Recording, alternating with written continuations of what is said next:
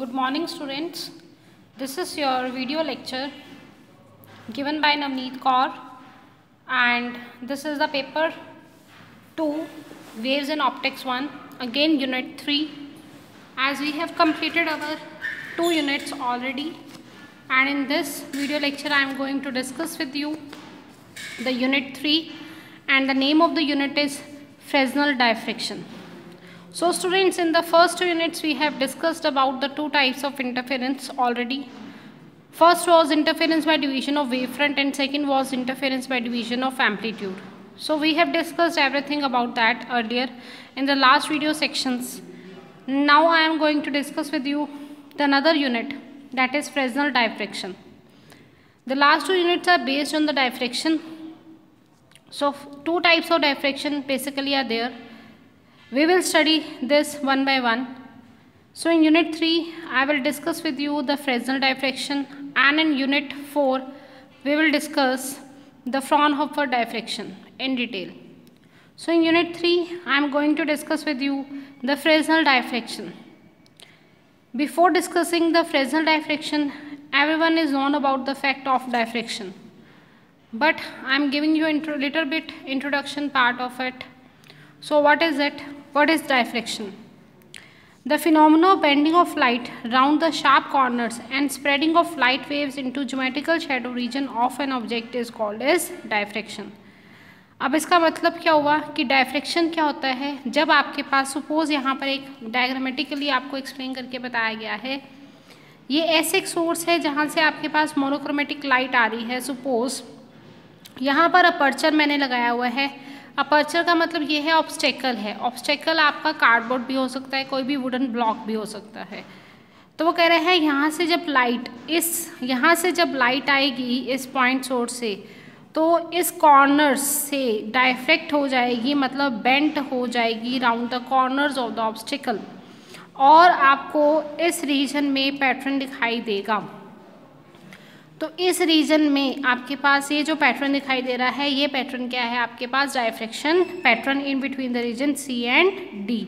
और वो कह रहा है इस अपर्चर के ऊपर और इस अपर्चर के नीचे इसकी शेडो पड़ेगी, और इस रीजन को क्या बोलते हैं? Geometrical shadow reason of the object.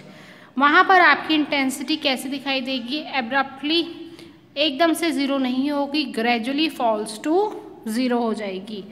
तो इसी तरह से आपके पास एक ग्राफ बनाएगी, इंटेंसिटी की कर्व बनाएगी है कि in between the region CD तो आपको यूनिफॉर्म इल्यूमिनेशन दिखेगी, और जैसे आप D इसके कॉर्नर पे जाओगे, C के कॉर्नर पे जाओगे, इंटेंसिटी एकदम से नीचे की तरफ जाएगी. तो ये आपके पास है डायफ्रेक्शन की डिफाइन. आगे है कि अगर रेक्टिलिनियर प्रोपगेशन ऑफ लाइट इसी में है कि अगर rectilinear propagation of light, rectilinear का मतलब स्ट्रेट लाइन पाथ अगर फॉलो करती है लाइट, तो इसका मतलब इन द रीजन CD, वो कहता है CD रीजन के in between intensity of light हर जगह क्या रहनी चाहिए? सेम रहनी चाहिए. और outside the region CD the intensity everywhere should be zero, और आउटसाइड द CD इंटेंसिटी बिल्कुल एकदम से ज़ीरो हो जानी चाहिए. लेकिन ऐसा नहीं होता. हमने जब एक्सपेरिमेंट परफॉर्म करके देखा तो हमने ये देखा कि outside the region intensity gradually धीरे धीरे कम होती है. तो अब जो है ये तो इसका था इंट्रोडक्टरी पार्ट जो आपको पता होना चाहिए डायफ्रेक्शन होता क्या है. अब करेंगे हम फ्रेस्नल डायफ्रेक्शन. फ्रेस्नल डायफ्रेक्शन क्या होता है? इसमें दोनों सोर्स जहाँ से लाइट आएगी और स्क्रीन जहाँ पे लाइट फॉल होगी या जहाँ पर आप पैटर्न को ऑब्जर्व करोगे, दोनों जो है वो फाइनाइट डिस्टेंस पे होते हैं. मतलब हमें डिस्टेंस पता होता है कि आप इतने सेंटीमीटर के डिस्टेंस पे आपने सोर्स रखा हुआ है और उतने सेंटीमीटर के डिस्टेंस पे आपने स्क्रीन रखी हुई है जिसके ऊपर आप पैटर्न को ऑब्जर्व करेंगे फ्रॉम द डायफ्रेक्टिंग एलिमेंट. डायफ्रेक्टिंग एलिमेंट क्या होगा यहाँ पर? अपर्चर. अपर्चर का मतलब ऑब्स्टेकल, या फिर ऑब्स्टेकल आपका वुडन भी हो सकता है, कोई कार्डबोर्ड भी हो सकता है. अब वो कह रहे हैं अब दोनों सोर्स और स्क्रीन है ही फाइनाइट डिस्टेंस पे, इसलिए आपको कोई भी कन्वर्जिंग सोर्स की जरूरत नहीं पड़ेगी. मतलब no lenses are use to make the rays parallel, और ये जितनी भी रेज हैं आपको इसमें लेंसेज से कन्वर्ज कराने की ज़रूरत नहीं पड़ती. तो इसमें मेन चीज़ क्या है फ्रेस्नल डायफ्रेक्शन में आपके पास कि सोर्स और स्क्रीन दोनों ही फाइनाइट डिस्टेंस पर होते हैं. अब इसमें फ्रेस्नल डायफ्रेक्शन के बारे में थोड़ा और डिटेल में स्टडी करते हैं. उसमें क्या कह रहा है? पहले थोड़ा थ्योरी पार्ट है इसमें कि अगर वो कह रहे हैं कि अगर हम वेव नेचर ऑफ लाइट को कंसीडर करें तो हाइगन्स थ्योरी के अकॉर्डिंग मुझे पता है कि वेव फ्रंट जो होता है from a source of light जो ओरिजिनेट होगा किसी भी अपर्चर के ऊपर जब आप फॉल करवाओगे तो every point in the aperture A B जो है वो क्या बनेगा, सोर्स ऑफ सेकेंडरी वेवलेट बन जाएगा। जैसे अगर आप इसका एग्जांपल लें तो अगर आप स्टोन को थ्रो करेंगे पॉन्ड में तो आपके पास रिपल्स प्रोड्यूस होते हैं, मतलब इस तरह से सर्कल्स बनते हैं। तो स्टोन ने अपनी एनर्जी उन रिपल्स को दे दी, उस जो पार्टिकल्स जो उस ओशन में पड़े हुए हैं या उस पॉन्ड में जो है पार्टिकल्स वाटर के, उस स्टोन ने अपनी एनर्जी उनको दी, जिसके कारण आगे जो एनर्जी जो है वो पार्टिकल्स ट्रेवल नहीं करेंगे, अपने पार्टिकल जो है वो एनर्जी ट्रांसफ़र कर देंगे एक मीडियम से दूसरे मीडियम तक। ठीक है, तो ये आपके पास क्या हो जाएगा, इसमें जो प्राइमरी सोर्स है, जो प्राइमरी वेव फ्रंट है, उसने आगे अपनी जो है एनर्जी ट्रांसफ़र करते रहना है। तो primary source act as a source of secondary disturbance. तो ये हाइगन्स वेव थ्योरी थी आपके पास। तो वो कह रहा है but the experimental shows only a small region in which the light enters. लेकिन एक्सपेरिमेंट ये शो करता है कि हमारे पास बिल्कुल स्मॉल ही रीजन होता है जिसमें लाइट एंटर करती है। फ्रेस्नेल ने इसको प्रूव करने के लिए एक मैथमेटिकल ट्रीटमेंट दी किसकी हेल्प से, उस फिनोमेना का बोला हाइगन्स प्रिंसिपल।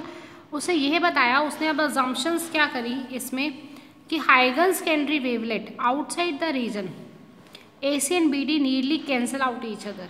कि एक्चुअल में होता क्या है, पीछे वाला डायग्राम ही देखते हैं कि जो AC और जो BD के इधर जो मिलेंगी यहाँ पर आपके पास डेंसिटी नहीं मिलती। इसका मतलब यहाँ पर जो है उन्होंने अपनी जो वेव फ्रंट्स हैं उन्होंने एक दूसरे के साथ आपस में क्या कर लिया है, कैंसिल आउट वेवलेट्स को कर दिया है, इसलिए वहाँ पर कोई भी जो है आपके पास पैटर्न नहीं दिखाई देगा। और वो कह रहा है द हाइगन्स वेवलेट जो बिटवीन, जब वहाँ पर आपके पास यूनिफॉर्म इल्यूमिनेशन दिखेगी वहाँ पर जो है पूरी मैक्सिमम इंटेंसिटी दिखाई देगी।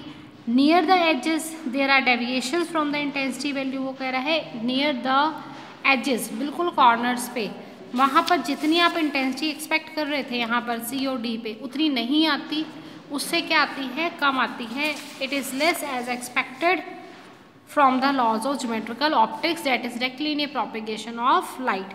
तो ये आपके पास है फ्रेस्नेल डायफ्रैक्शन में। अब इसको प्रूफ करने के लिए फ्रेस्नेल ने कुछ अजम्पशन देनी पड़ी। तो सबसे पहली जो अजम्पशन है इसकी वो क्या है, टू एक्सप्लेन द, और ये क्वेश्चन इस तरह से भी आ सकता है कि प्रूफ करो जो डायरेक्टली प्रोपेगेशन ऑफ लाइट को। तो आपने क्या करना है, यहाँ से लिखना शुरू हो जाना है। पहले बताओगे कि फ्रेस्नेल डायफ्रैक्शन होता क्या है, फिर फ्रेस्नेल अजम्पशंस के बारे में बताओगे कि फ्रेस्नेल ने कौन से अजम्पशन दी, यहाँ से लिखना शुरू हो जाएंगे। To explain the phenomena of Fresnel diffraction Fresnel made the following assumptions. Fresnel ने कौन कौन सी अजम्पशंस करी। सबसे पहली अजम्पशन करी उसने, a wave front can be divided into large number of half period elements. जो एक वेव फ्रंट होती है, मतलब वेव फ्रंट कैसे ओरिजिनेट होती है, continuous locus of all the particles vibrating in the same phase, उसे क्या बोलते हैं, वेव फ्रंट। वो कह रहे हैं जो वेव फ्रंट है ना उसको large number of half period zones या एलिमेंट्स में आप डिवाइड कर सकते हो, और हर एक एलिमेंट जो है वो एमिट्स सेकेंडरी वेव कंटिन्यूसली, और जो हर एक एलिमेंट है वो आगे सोर्स बनेगा सेकेंडरी वेवलेट का। आगे भी कह रहे हैं कि the resultant amplitude of the refracted light at any point, और जो रिजल्टेंट मिलेगा वो सारा कैसे मिलेगा, जितने भी आ रहे हैं इफेक्ट्स आपके पास उन सबको प्लस कर देंगे on the secondary waves reaching there. जितनी भी सेकेंडरी वेव्स रीच कर रही हैं स्क्रीन के ऊपर उनका रिजल्टेंट, सपोज अगर आपके पास 2 वेव्स आ रही हैं, एक का एम्पलीट्यूड है y1 एक का एम्पलीट्यूड है y2, तो रिजल्टेंट कैसे मिलेगा, सबका प्लस कर देंगे एम्पलीट्यूड का y1 प्लस y2।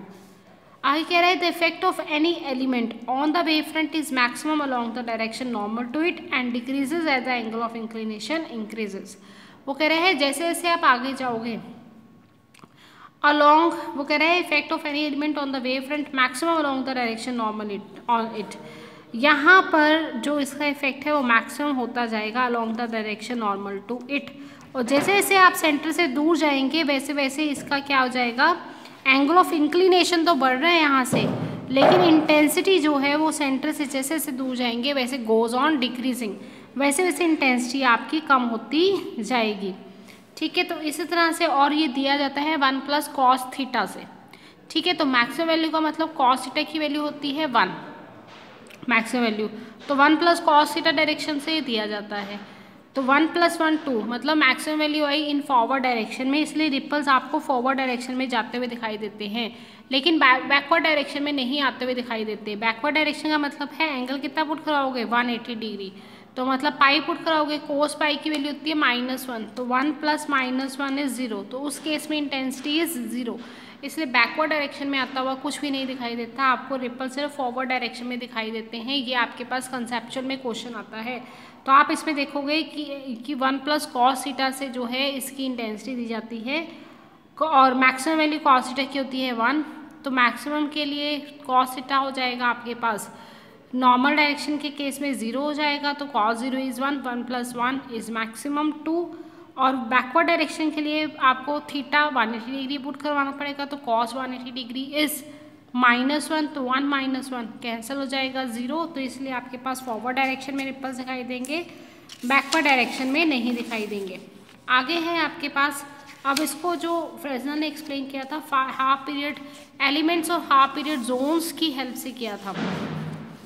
वो कह रहे हैं इसके लिए क्या करना है, consider plane wave front ABCD perpendicular to the plane of paper and advancing towards the point P as shown, let OP कितना मान लेंगे, B be the perpendicular distance from the wave front, तो M1 P तक, और ये है main distance आपका या परपेंडिकुलर डिस्टेंस O से P तक। अब कह रहे हैं अकॉर्डिंग टू हाइगर्स principle every point of the wave front becomes a source of secondary wavelet reaching at P to produce some intensity of light, ठीक है। The secondary wave from O travels a shorter distance B to reach P। अब इसमें ना ये वाली theory आपको mostly हर किसी में लिखनी ही पड़ेगी, तो ये थ्योरी जो है वो आप लिखनी बहुत ज़रूरी है, ये स्किप नहीं करनी, कि आपके पास शॉर्टेज डिस्टेंस है B, और जैसे जैसे आप सेंटर से दूर जा रहे हो, ये पहला HP है, सेकेंड HP, थर्ड HPE, जैसे जैसे आप सेंटर से दूर जा रहे हो वैसे वैसे जो डिस्टेंस है वो λ/2 के स्टेप्स में बढ़ता जा रहा है। Where lambda is a wavelength of light, Fresnel called these as half period zones और half period elements, these are obtained as follows. तो वो कह रहे हैं taking with P as a centre and radius equals to B + λ/2, B + 2 λ/2, B + 3 λ/2, draw concentric circles on the wave front, let the radii of the concentric circle, पहले के लिए आपने radii क्या मान लेना है OM1, सेकंड के लिए OM2, थर्ड के लिए OM3, ठीक है। तो फर्स्ट वाले के लिए जो आपने OM1 माना है उसको R1 ले लेंगे, सेकंड के लिए रेडियाई के लिए R2, थर्ड रेडियाई के लिए R3, इस तरह से सो टू आप क्या कर सकते हो, इसको एज्यूम कर लेंगे। फिर इसके लिए अब डेरिवेशन पार्ट करना है, तो वो कह रहा है कि एरिया इनक्लोज्ड, जो एरिया इंक्लोज करेगा फर्स्ट सर्कल उसे क्या बोलेंगे, फर्स्ट HP। इस डायग्राम में देखते हैं ये जो एरिया इंक्लोज बाय OM1 हो रहा है रेडियाई से वो क्या है, फर्स्ट HPE, और जो सेकेंड HP है वो फर्स्ट HPE अपने आप इंक्लूड कर लेगा, and the area enclose between the second and first HPE is called the second HPE। The mean distance of all the points on the first HPE from P is, अब mean distance निकालना है, तो देखो इसके लिए distance है B, इसके लिए डिस्टेंस क्या है, सेकंड के लिए B + λ/2, मीन लेना है, दो वैल्यूज़ का मीन कैसे लेते हैं, उन दो ऑब्जर्वेशंस को प्लस करो और उसको नंबर ऑफ ऑब्जर्वेशन से डिवाइड करवाओ, तो कितना आएगा B + λ/2 / 2, तो इसको सॉल्व करोगे आपके पास आ जाएगा B + λ/4। इस तरह से सेकेंड HP का आ जाएगा B + λ/2, ये देखो सेकेंड HP के लिए आप सेकेंड को ऐड करेंगे प्लस इससे ऊपर वाले, ये फर्स्ट वाले को प्लस करेंगे और सेकंड वाले को प्लस करेंगे, ये नहीं प्लस करेंगे क्यों, इसमें ये वाला ऑलरेडी आ जाएगा B + λ/2, B + 2 λ/2 / 2। इस तरह से जब अगला निकालोगे तो B + 3 λ/2, B + 3 λ/2 / 2। तो इस तरह से इसको आप सॉल्व करते जाएंगे तो आपके पास क्या आ जाएगा, B + λ/2, B + λ/2, इसको B + 3 λ/4, तो सो ऑन टू आप निकाल लोगे इसी तरह से। तो मैंने सबसे शॉर्टेस्ट जो फर्स्ट वाला आ रहा था B + λ/4 को अपनी सिंप्लिसिटी के लिए मान लिया x, तो B + जो सेकेंड HP है उसके लिए कितना आ रहा है मीन डिस्टेंस, B + 3 λ/4, x + λ/2 से डिफर कर रहा था, और अगला क्या हो जाएगा, देखो इधर आएगा λ/2 + λ/2, ठीक है, तो इधर आ जाएगा lambda up to so on, तो इस तरह से ये चलता जाएगा, ठीक है। अब इसके बाद आपने क्या करना है, अब हमने निकालनी है P के ऊपर, इस P पॉइंट के ऊपर जहाँ आपको पैटर्न ऑब्टेन करना है, P के ऊपर जितने भी ये वेव फ्रंट्स आ रहे हैं first HP, second HP, third HP के कारण यहाँ पर क्या हो जाएंगे, सुपर इम्पोज। तो वो कह रहा है the resultant at P due to the waves coming from first HP can be written as. ठीक है, तो आप कैसे लिखेंगे इसको, y1 के कारण मिल रहा है A1 sine 2 pi by lambda nu t minus x, A1 sine 2 pi by lambda nu t minus 2 pi by lambda. इससे दोनों जो बाहर फैक्टर्स हैं इन दोनों से अंदर ले जाकर मल्टीप्लाई हो जाएगा आपके पास। अब मुझे पता है 2 पाई न्यू की वैल्यू कितनी होती है, ओमेगा, एंगुलर फ्रीक्वेंसी। ठीक है, तो यहाँ पर इसके इक्वल आ जाएगा 2 पाई न्यू में लैम्डा की जगह आ गया ओमेगा और इंटू टी। और मुझे पता है phase difference is equals to 2 pi by lambda into path difference. तो इसे 2 pi by lambda into x किसके इक्वल आ जाएगा, फाई के। तो यहाँ से A1 is the amplitude at P due to the waves coming from the first HPE where V is velocity of the wave. Omega किसके इक्वल हो जाएगा, ये मैंने तुम्हें पहले ही बता दिया है, 2 pi bye new into lambda. और अगर आपने यहाँ पर मुझे एक रिलेशन पता है फेज डिफरेंस और पार्ट डिफरेंस में, फेज डिफरेंस क्या होता है आपके पास 2 pi by lambda into path difference. तो यहाँ से ओमेगा इसके इक्वल आ जाएगा, फेज इसके इक्वल आ जाएगा। ये आपके पास ऑलरेडी यहाँ दिया हुआ था तो यहाँ लिखने की दोबारा जो है वो ज़रूरत नहीं है इसको। ठीक है, तो ये आपके पास ओमेगा आ गया angular frequency 2 pi nu by lambda, और ये आ गया आपके पास फेज डिफरेंस। यहाँ से y2 आ जाएगा A2 sine 2 pi by lambda nu t minus, अब अगला जो है वो लैम्डा बाय 2 के पास से और प्लस हो रही है तो x प्लस लैम्डा बाय 2 आ जाएगा A2 साइन। अब ये वाले फैक्टर को इससे मल्टीप्लाई कराएंगे, इसको ही इससे देखो फर्स्ट वाली टर्म से करवाया multiply 2 pi by lambda into x, 2 pi by lambda into lambda by 2 A2 sine 2 pi, ये इस पूरे की जगह आएगा omega t minus 2 pi by lambda into phase path differences phase difference, 2 से 2 कैंसिल, लैम्डा से लैम्डा कैंसिल, इधर आ जाएगा पाई। तो आपके पास देखो साइन ऑफ माइनस थीटा, अब यहाँ पर पाई की टर्म्स में अगर आप कॉमन लोगे तो sine of minus theta is minus sine theta हो जाता है। तो पाई को आप आगे लेके आना, यहाँ पर माइनस साइन कॉमन लेंगे, पाई को आगे ले आना, तो sine of minus theta minus sine theta के इक्वल हो जाएगा। ठीक है, तो यहाँ से ये ध्यान रखना A1 के आगे आ रहा है प्लस, A2 के आगे आ रहा है नेगेटिव। इसी तरह से where A2 is the amplitude of the vibration at P due to the waves of the second HPE। ठीक है, ये आपके पास आ गया सेकंड के कारण। अब इसी तरह से आपने थर्ड HPE के कारण निकालना है रिजल्टेंट डिस्प्लेसमेंट, तो उसी तरह से करेंगे। अब मुझे पता है थर्ड के लिए x plus lambda by 2 plus lambda by 2, lambda by 2 plus lambda by 2 is lambda. तो A3 sign 2 pi by lambda को इससे मल्टीप्लाई कराओगे, इसको इससे, इसी को इससे मल्टीप्लाई करवाएंगे तो 2 pi by lambda nu into t तो omega t minus 2 pi by lambda into path difference is phase difference, 2 pi by lambda into lambda, lambda से लैम्डा कैंसिल 2 पाई आ जाएगा। तो यहाँ पर A3 sign omega t minus 5, इस तरह से Y4 आ जाएगा। ये देखो Y3 के लिए जितने ओड आ रहे हैं उनके आगे आपके पास आ रहा है प्लस, जितने इवन आ रहे हैं उसके आगे क्या आ रहा है नेगेटिव। तो resultant displacement at P due to the waves coming from all the HPs is given by, तो जितने भी आपके पास HPs आ रहे हैं Y1 Y2 Y3 इन सबको प्लस कर देंगे, स्क्रीन के ऊपर पैटर्न मिल जाएगा आपके पास। ये ध्यान रखना A1 ऑड के आगे प्लस, इवन के आगे negative sine, sine omega t minus 5 सब में आ रहा था, कॉमन ले लेंगे। ये पूरा कैपिटल A के इक्वल आ जाएगा, यहाँ से where capital A is equal to A1 minus A2 plus A3 A4 up to so on plus minus AN is the resultant amplitude. अब ये जो रिजल्टेंट एम्पलीट्यूड आ रहा है ये 3 फैक्टर्स के ऊपर डिपेंड करता है। एक है the area of the corresponding half period zone, the mean distance travelled by the corresponding waves, the obliquity of the waves reaching P from the corresponding zones. पहला क्या है एरिया, सेकंड क्या है मेन डिस्टेंस, थर्ड क्या है आपके पास कितनी obliquity है कि कितना वो है, जैसे आपने किया था ना आपके पास यहाँ पर कि जैसे जैसे सेंटर से दूर जा रहे हैं तो ये ऑब्लिक्सिटी ही है जो क्या हो रही है बढ़ रही है। ठीक है, एंगल ऑफ इंक्लिनेशन यहाँ से बढ़ता जा रहा है। ठीक है, तो वो कह रहे हैं इन 3 फैक्टर्स के ऊपर जो है वो डिपेंड करेगा। सबसे पहला जो फैक्टर है हमारे पास एरिया, अब इसको जो है हम 1 बाय 1 जो है स्टडी करेंगे 3 फैक्टर्स को। तो आज हम इस वीडियो में बस यही करेंगे, इंट्रोडक्टरी पार्ट हमने किया, कि आपके पास डायफ्रेक्शन क्या होता है जब लाइट बेंड हो जाती है around the corners of the obstacle. ठीक है, फिर हमने किया फ्रेजनल डायफ्रेक्शन, जिसमें सोर्स और स्क्रीन दोनों फाइनाइट डिस्टेंस पे होते हैं, और अगर फाइनाइट डिस्टेंस पे होते हैं मतलब हमें वो डिस्टेंस पता होता है कि वो 10 सेंटीमीटर है, 20 है, 30 है, कितना है। ठीक है, इसका मतलब होता है फाइनाइट। तो अगला हमने किया फ्रेजनल डायफ्रेक्शन, वो जो मैंने तुम्हें बता दिया अभी। फिर उसके बाद फ्रेजनल की अजम्पशंस करी, उसके बाद जो हाइगन्स थ्योरी के ऊपर बेस्ड थी, फिर उसने हाइगन्स फिर फ्रेजनल ने HPEs बनाए, हाफ पीरियड एलिमेंट्स या हाफ पीरियड जोन्स बनाए एक्सप्लेन करने के लिए। अब उन्हीं को हम जो है एक्सप्लेन कर रहे हैं। तो ये 3 फैक्टर्स के ऊपर डिपेंड करते हैं कि एरिया, एक डिस्टेंस, मेन डिस्टेंस और ओब्लिक्विटी। ठीक है, तो ये आपके पास था आज का video lecture. So thank you students, I hope you understand very well.